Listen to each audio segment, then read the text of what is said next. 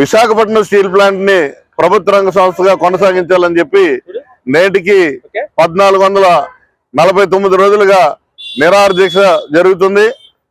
విశాఖపట్నానికి రెండవసారి కేంద్ర ఉక్కు శాఖ మంత్రి కుమారస్వామి గారు ఇవాళ విశాఖపట్నానికి వచ్చారు. విశాఖపట్నం స్టీల్ ప్లాంట్ సందర్శనకు వచ్చారు.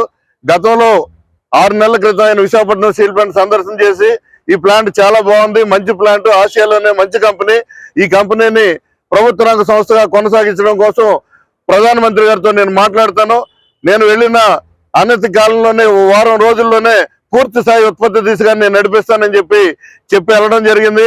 ఆయన వెళ్ళిన దగ్గర నుంచి అనేక ఇబ్బందులు కలుగజేస్తూ గత 2021 నుంచి ఏదైతే వివక్షత చూపుతూ కేంద్ర ప్రభుత్వం ఈ ప్లాంట్ ని మట్టు పెట్టాలి, ఎవరికన్నా కట్టుబెట్టాలని ప్రయత్నం చేస్తుందో అదానికి అంబానీకు వివక్షతతో పూర్తిగా ఉత్పత్తిని నిలిపేసి నష్టాల దిశగా నెట్టేసింది. ఈ 4 సంవత్సరాలుగా లాభాలు ఉన్న కంపెనీని నష్టాలకు నెట్టడమే కాకుండా ఈ కంపెనీ పట్ల అనుచితంగా వ్యవహరిస్తూ ఈ రోజు ఒక ప్యాకేజ్ అనేది ప్రకటించారు. ఆ ప్యాకేజీని 11,440 కోట్లని స్వాగతిస్తున్నాం. విశాఖపట్నానికి వచ్చినటువంటి కేంద్ర మంత్రిని ఆయన పర్యటన కూడా స్వాగతిస్తున్నాం పోరాట కమిటీ తరఫున. కానీ మీరు ఢిల్లీలో ఇచ్చిన హామీలు విశాఖపట్నం స్టీల్ ప్లాంట్ లో ఒక్కటి కూడా అమలు జరగట్ల. విధ్వంసం ఆ రోజు నుంచి ఈ రోజు వరకు కూడా కొనసాగుతూనే ఉంది. కేంద్ర ప్రభుత్వం ఆంక్షలు విధించి అనేక రకాలుగా ఇబ్బంది పడుతుంది. ఒక పక్కనే 750 మంది కార్మికులు రిజైన్ చేసి పట్ట చేతి పట్టుకుని బయటకు వెళ్ళిపోయిన పరిస్థితి, వందలాది మంది కాంట్రాక్ట్ కార్మికులు కాంట్రాక్టులు వర్క్లు అయిపోయాయని చెప్పి వాళ్ళని బయట పంపించడం జరిగింది. 4,000 విశాఖ ఉక్కు కర్మాగారం 4 సంవత్సరాల కిందటే ఇవాళ కేంద్ర ప్రభుత్వం 100% అమ్మేస్తాం, మూసేస్తాం అని చెప్పారనమాట. కానీ ఆంధ్రలో స్టీల్ ప్లాంట్ కార్మికులు ఒక్కవన దీక్షతోని ఆఖరి జీతాలు రాకపోయినా సరే, కడుపు గడవకపోయినా సరే పోరాటంలో నిలబడ్డాం. ఈ పోరాటానికి ఇవాళ బీజేపీ ప్రభుత్వం మేము 1,000 కోట్ల రూపాయలు ఇస్తామని ప్రాపగండా చేస్తారన్నమాట.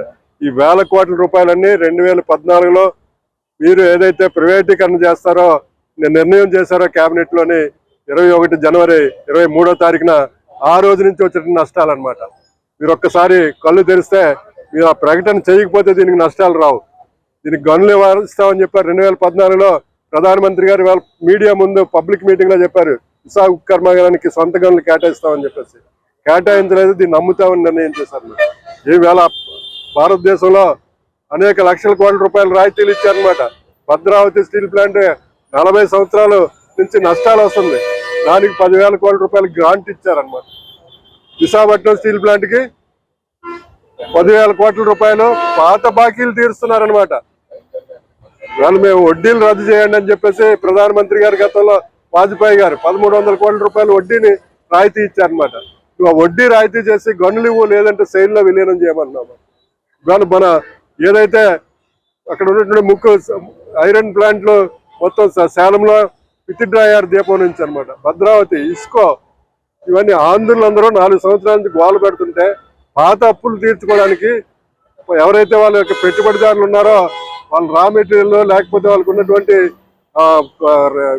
ట్రేడర్స్ ఉన్నటువంటి బాకీలు స్పేర్ పార్ట్కి ఆ బాకీలు వసూలు చేసుకోవడానికి మీరు ప్యాకేజీలు ఇచ్చారు తప్పించి స్టీల్ ప్లాంట్ భవిష్యత్తుకి మీరు ప్యాకేజ్ కాదని చెప్పేసి మేము కోరుతున్నాం.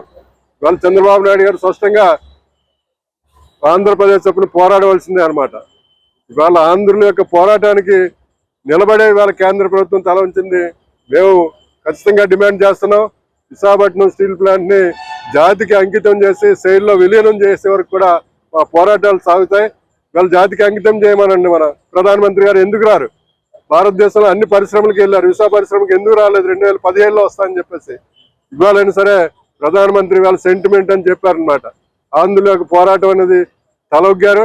మీరు ఆ తలొగ్గింది శాశ్వత పరిష్కారం కోసం అనేది మేము డిమాండ్ చేస్తున్నాం. మీరు రండి, వాజ్పేయి గారు, మీరు మన ప్రధానమంత్రి గారు మీరు స్వయంగా రండి, విశాఖపట్నం స్టీల్ ప్లాంట్ విజిట్ చేయండి, విజిట్ చేసి జాతికి అంకితం చేయండి, దీనికి మైన్స్ కేటాయించండి, లేదంటే సెయిల్లో విలీనం చేయండి. ఆ ప్రకటన వచ్చే వరకు కూడా ఆంధ్ర ప్రజలందరూ కూడా రాష్ట్ర ప్రభుత్వం మొత్తం కూడా మేము పోరాటానికి సిద్ధంగా ఉంటామని చెప్పేసి ఈ సందర్భంలో ఇవాళ మంత్రి గారికి మేము స్వయంగా తెలియజేస్తున్నాం. ఇవాళ మాకున్నటువంటి వేతనాలు అయితేనేమి దీనికి మైన్స్ కానీ సెయిల్లో కానీ మీరు విలీనం చేస్తా ఉన్నారు. మేము ఆహ్వానిస్తున్నాం ఈ ప్యాకేజీని. అది ఎవరికి ఉపయోగపడుతుంది? పెట్టుబడిదారులకు ఉపయోగపడుతుందా, స్టీల్ ప్లాంట్కి ఉపయోగపడుతుందా అనేది వచ్చే రోజుల్లో, వచ్చే 2 నెలల కాలంలో తెలుస్తుంది అనమాట.